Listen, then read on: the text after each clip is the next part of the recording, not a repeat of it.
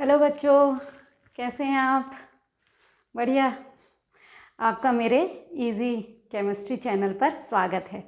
हम लोग क्लास 12 की अल्कोहल, फिनॉल और ईथर इस चैप्टर को पढ़ रहे हैं। तो इसी श्रृंखला को आगे बढ़ाते हुए हम लोग अभी कुछ नेम रिएक्शन पढ़ने वाले हैं। नेम रिएक्शन, फिनॉल में जो केमिकल प्रॉपर्टीज़ हैं उसमें बहुत सारी नेम रिएक्शन दी हुई हैं। तो जो आपके एनसीईआरटी की बुक में दिया हुआ है हम उसको पढ़ते हैं। तो पहला ही नेम रिएक्शन हम जैसे कोल्बे रिएक्शन, कोल्बे अभिक्रिया, ठीक है। तो कोल्बे अभिक्रिया को हम थोड़े एक ट्रिक से समझेंगे। क्या नेम रिएक्शन में क्या होता है कि जब हम एग्जामिनेशन हॉल में बैठते हैं और बहुत सारी चीज़ें हम पढ़ के और याद करके जाते हैं तो थोड़ी सी हम कन्फ्यूज़न में आ जाते हैं, इसलिए हम कुछ इसको थोड़े से ट्रिक से पढ़ रहे हैं। आप एक एग्जांपल दे रही हूँ, आप चाहें तो अपना भी ट्रिक डेवलप कर सकते हैं, पर मैंने जो कुछ लिखा है तो उसको हम देखते हैं और उसके अनुसार थोड़ा सा हम पढ़ने की कोशिश करते हैं। देखो क्या बोला, ओ कोल्बे, यानी रिएक्शन का नाम क्या है, ओ कोल्बे है। तो ओ हम पुकार रहे हैं, इसको तो हम कट कर दें, कोल्बे अभिक्रिया है ना, अभिक्रिया कोल्बे। फेस देखिए, फेस, फेस, फे अलग लिखा है, स अलग लिखा हुआ है, देखिए इसके बीच में बकायदा। सोफी, सोफी एक साथ लिखा हुआ है। का, फेस सोफी का। सलीका, देखिए कैसे थोड़ा सा स्टाइल में है, ये सलीका ही है ना, लेकिन कैसे लिखा है, सलीका, सलीका है। तो ये एक जंबल जैसे राइमिंग वर्ड्स जैसे हमने बना दिया। ओ कोल्बे, फेस सोफी का सलीका है। अब देखिए हम इससे कोल्बे अभिक्रिया को कैसे पढ़ते हैं। ठीक, कोल्बे अभिक्रिया में अब अगर हम अभिक्रिया का डेफिनेशन लिखना चाहें कि क्या होता है, तो इस अभिक्रिया में फिनॉल, इस अभिक्रिया में फिनॉल, फिनॉल, ठीक, इस अभिक्रिया में फिनॉल, ये फ से हो गया, फे से फिनॉल, ठीक। Phenol sodium hydroxide, sodium, sodium hydroxide, hydroxide, sodium hydroxide यानी NaOH, सोडियम हाइड्रोक्साइड के साथ क्रिया करके, ठीक है, फेस हो गया फिनॉल, सोडियम हाइड्रोक्साइड के साथ क्रिया करके सोफी, सोफी बनाता है। सोफी यानी sodium, sodium phenoxide, sodium phenoxide, Sophie बन गया सोडियम फिनॉक्साइड, ठीक। फेस सोफी का, अब आया का, ये सोडियम फिनॉक्साइड पर CO2 की क्रिया कराते हैं, का for carbon dioxide. Sodium phenoxide बना, सोडियम फिनॉक्साइड पर जब कार्बन डाइऑक्साइड की क्रिया कराई जाती है तब बनता है सैलिसिलिक एसिड, सैलिसिलिक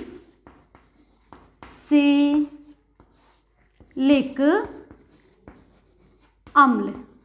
क्या बना, सैलिसिलिक अम्ल। ये है कोल्बे अभिक्रिया, इसीलिए सलीक, सलीक, सैलिसिलिक, अलग से लिखे अम्ल। थोड़ा आसान लगा? तो हमने क्या लिखा, ओ कोल्बे फेस सोफी का सलीका है, मतलब फिनॉल सोडियम हाइड्रोक्साइड के साथ क्रिया करता है, सबसे पहले बनाता है सोडियम फिनॉक्साइड, और सोडियम फिनॉक्साइड की फिर कार्बन डाइऑक्साइड से अभिक्रिया होती है तो बनता है सैलिसिलिक अम्ल, ठीक। अब हम इसको रिएक्शन के रूप में भी देखते हैं। सबसे पहले हमने फिनॉल लिया, ये OH प्लस हम क्या ले लेंगे, NaOH। ठीक है, NaOH लिया हमने और अब बनाया है सोडियम फिनॉक्साइड। सोडियम फिनॉक्साइड आपको मालूम है, फिनॉक्साइड आयन C6H5O, और इसके साथ क्या जुड़ गया है, O के साथ Na, तो ये बन गया है सोडियम फिनॉक्साइड। ये क्या है, ये है फिनॉल, ये सोडियम हाइड्रोक्साइड,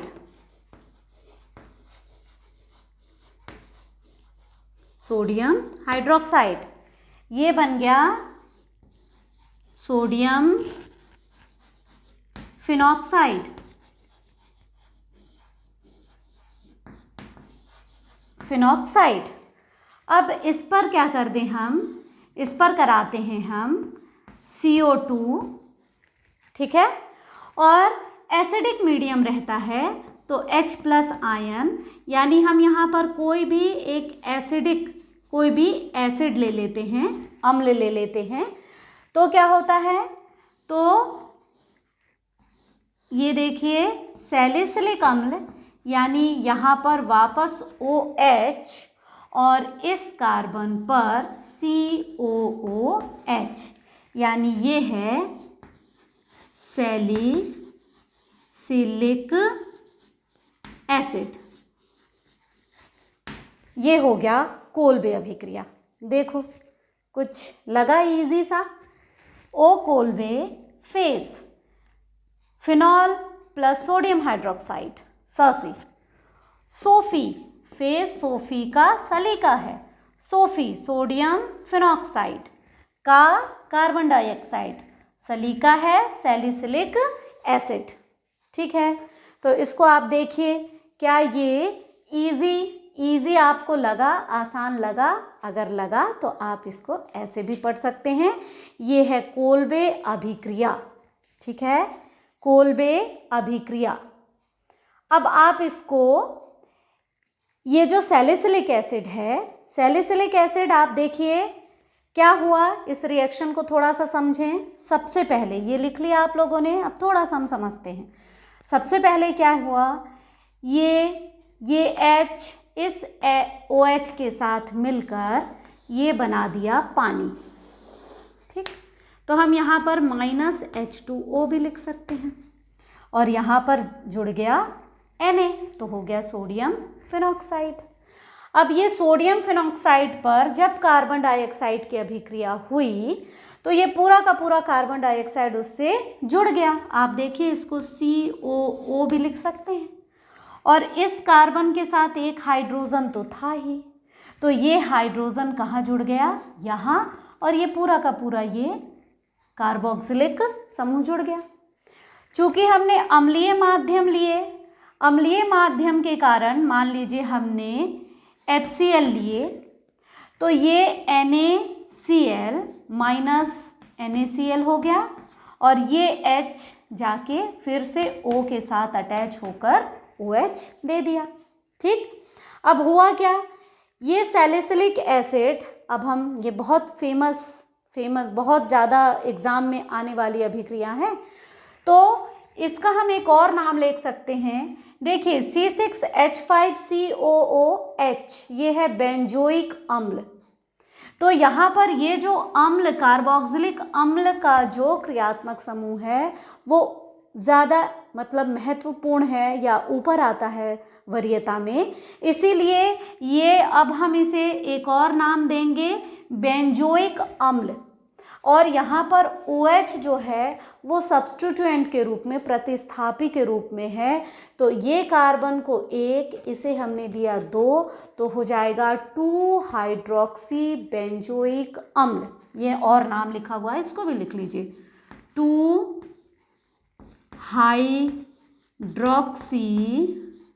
हाइड्रोक्सी बेंजोइक अम्ल। देखो हिंदी वाले हैं तो हिंदी में देख के लिख सकते हैं, इंग्लिश वाले हैं बोल तो रहे हैं, उसकी स्पेलिंग आप खुद लिख सकते हैं। तो इस तरह से ये कोल्बे अभिक्रिया हो गई। ओ कोल्बे फेस सोफी का सलीका है। तो इससे मुझे लगता है ऐसा कि शायद आपको इस तरह के हमेशा आप 1-2 बार बोलेंगे तो शायद आपको याद हो जाएगा कि फेस सोफी का सलीका है। ये कोल्बे अभिक्रिया को याद करने का एक तरीका। ठीक है, अब हम इसकी दूसरी अभिक्रिया देख लेते हैं। कौन सा? राइमर टीमैन अभिक्रिया। इसको भी हमने कुछ ऐसा बनाए हैं, देखिए। ओ राइमर टीमैन।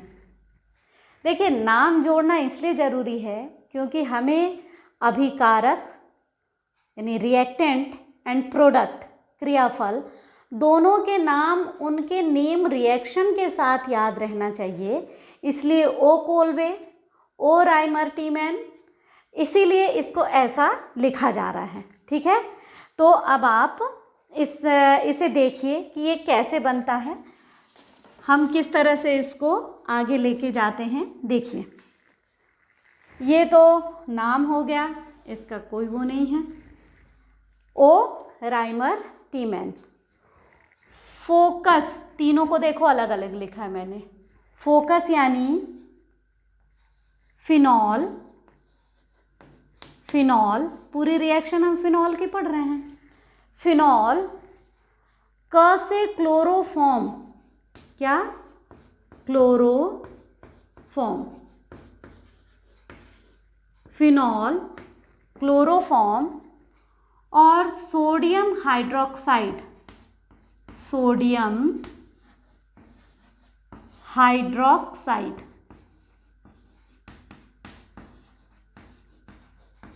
सोडियम हाइड्रोक्साइड के साथ क्रिया कर, देखिए इसको आप ऐसे इन वर्ड्स ऐसे ही बोल सकते हैं, है ना।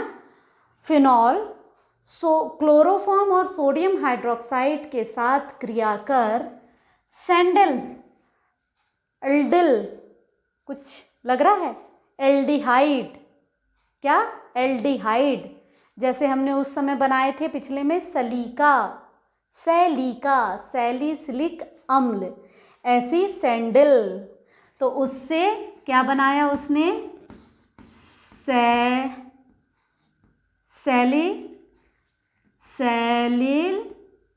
सैलिल्डिहाइड। ठीक है, एल्डिहाइड बनाया, इसलिए हमने डिल लगाए। तो ये एक रिएक्शन हो गई।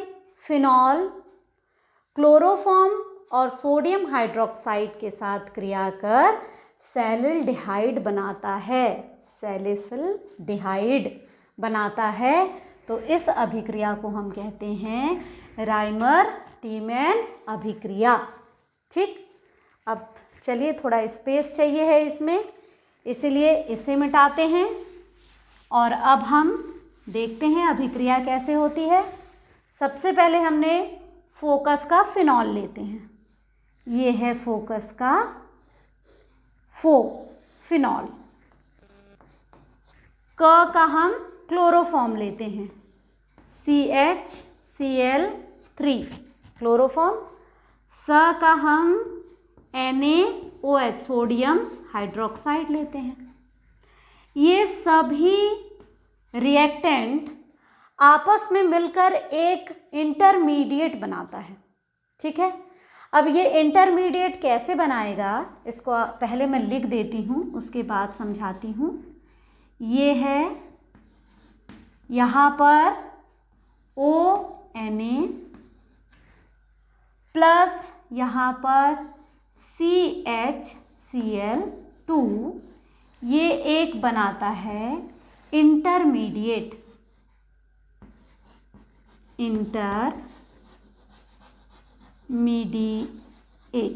इंटरमीडिएट यानी ये रिएक्शन में रहता नहीं है, केवल एक इंटरमीडिएट बना इन सब से, और इसके बाद ये इंटरमीडिएट जो है वो तुरंत किस में टूट जाता है, जैसे ही हम एक एसिडिक मीडियम में हमने इसको लिया और हम यहाँ पर हम पुनः NaOH के साथ क्रिया कराएंगे तो ये यहाँ पर ये आ गया OH, यहाँ पर ये जो CHCl2 है ये NaCl के द्वारा अलग हो गया और ये ऑक्सीजन यहाँ पर आ गया है ना, तो यहाँ पर ये जुड़ गया CHO, ठीक है, यानी सैलिसल्डिहाइड है ना, सैलिसल्डिहाइड। देखिए रिएक्शन देखिए पहले बनता है कि नहीं, ठीक है, फिर हम आगे बढ़ते हैं। ठीक, अब देखो यहाँ पर क्या हुआ, ये रिएक्शन कंप्लीट हो गई, किसकी, राइमर टीमैन रिएक्शन। देख लेते हैं, फोकस का फिनॉल, क का क्लोरोफॉर्म, स का सोडियम हाइड्रोक्साइड, ये मिला, एक इंटरमीडिएट बनाया और इंटरमीडिएट बनाने के बाद फिर से हम NaOH, देखिए यहाँ तो हम ले ही चुके हैं, तो वहाँ लिखें ना लिखें आखिर तो ये मतलब अपने पात्र में है ही, और फिर यहाँ से ये NaCl अलग हो जाएगा और यहाँ एल्डिहाइड समूह जुड़ जाएगा, तो ये बन जाएगा सैलिसल्डिहाइड। अब देखो यहाँ पर ये जो है CH और Cl और ये Cl, 3 Cl हैं, है ना, ये 3 Cl, यहाँ का एक H आया, एक Cl के साथ माइनस क्या कर दिया, HCl, देखिए ये, और जुड़ गया क्या गया, CHCl2, ये देखो CHCl2 जुड़ा। अब इसके बाद यहाँ पर हमने NaOH भी है हमारे पास, HCl भी आखिर रिमूव हुई है, तो ये सब दोनों आपस में अभी मतलब इस इंटरमीडिएट से क्रिया करके ये सैलिसल्डिहाइड बना देते हैं, तो ये हो गया आपका राइमर टीमैन अभिक्रिया।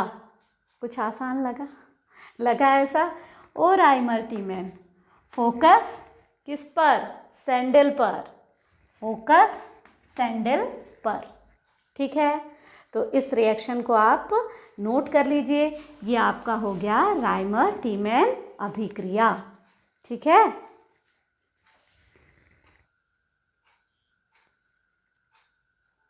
चलिए अब हम एक और रिएक्शन पढ़ते हैं, फिनॉल की ऑक्सीडेशन रिएक्शन, ठीक है।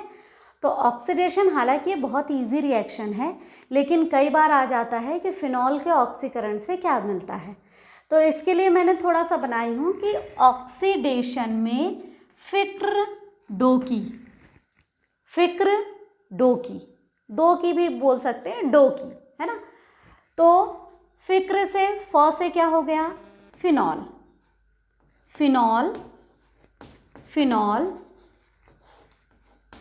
किसके साथ, क्रोमिक अम्ल, फिनॉल क्रोमिक अम्ल